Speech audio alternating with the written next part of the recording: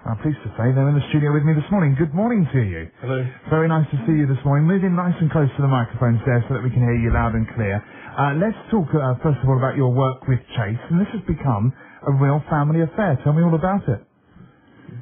I started volunteering for Chase about 12 years ago, before the hospice was built. We started collecting inkjet cartridges from local companies for recycling. Okay. Move a little bit closer in for me there, Julia, so that we can hear you loud and clear. That'd be brilliant. So this was going on several years ago. Richard, where did you get involved in it? Well, when my mum started collecting ink cartridges, I used to go along to all the events because I was quite young at the time, so my mum used to take me along, and we used to go, like, one of the first events I remember doing was getting the bricks for the hospice. We were selling them £1 a brick when they wanted to build the Christopher's. Okay. So you got involved as well. So the whole family effectively has ended up supporting it in one way or the other. Yeah, everyone seems to get in. My mum's partner Graham comes along to all the events for my mum, and my brother does, he built gardens up at How's it called? Yes, when he was a student at Marywood, he helped build the Chase Garden. Oh, wow, okay. And Sarah, my daughter, she's been in the fun run at Lowesley, and she's been out likewise on lots of events with us all. Fantastic. And why the passion for the Chase Hospice? Have either of you seen the work at first hand, or is it just a cause that you're very keen to support? What's the reason? I suppose a family member had a few problems medically, and we were up at Great Ormond Street several times and stayed over, and it made you realise how poorly some children were, and I think it brought it home. And as Chase is so local, it was nice to support. Yes, I think when you've been through that situation and you've experienced the service firsthand, I suppose it makes you even more passionate about it. Yeah. And was that the situation you found yourself in? Yes, that's right. You don't realise I think it's different when you read about things, but up in London at the hospital, and you just realise how poorly some children are. What about how much time people give to volunteering? I mean, you're quite a young chap. How old are you? Can I ask? I'm 19. 19.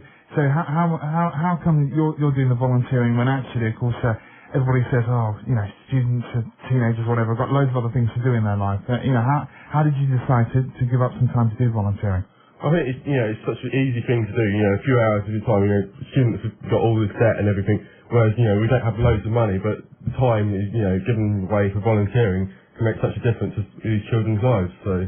And well, you won't be at school anymore. Are you going on to university, or what's your situation at the moment? I've just finished my second year at university doing law. Okay, and you're doing what, sorry? Law. You're doing law, okay. So how long's that for? 4 or 5 years? 3 years at Surrey University. 3 years at Surrey. And then we were talking this morning actually on the programme about whether people are worried about getting a job at the other end of it. I suppose at the moment maybe it's a bit too early for you to be worrying about that stage. Yeah, well, see what happens. Hopefully the economic climate will pick up by then. But do you buy the argument that actually for the old CV, when you have to draw your CV up and so on, it's going to be something quite useful to have on the CV, apart from the fact that you obviously take a pride in what you do. It's quite useful for you to be able to say to a potential employer, look, this is also some work I've been doing in the local community, and kind of setting the benefits of you as the different roles that you've had. Yeah, no, definitely. It definitely shows that, you're a more rounded person, that you actually get involved and get out in the community and help others.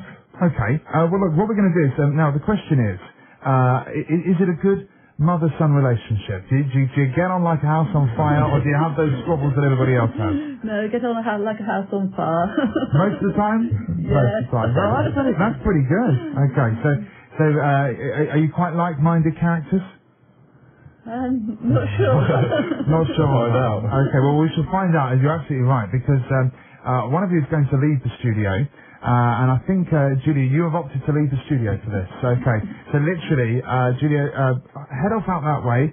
Gwynda will make sure you've got a cup of tea. We'll put you somewhere where you can't hear the output for the next few minutes. And there she goes, leaving the room. Okay, so now you can tell me what Mum's really like. I'm just joking with you. So a close relationship, but let's see how close it is, because we're going to do our feature, The Perfect Pair.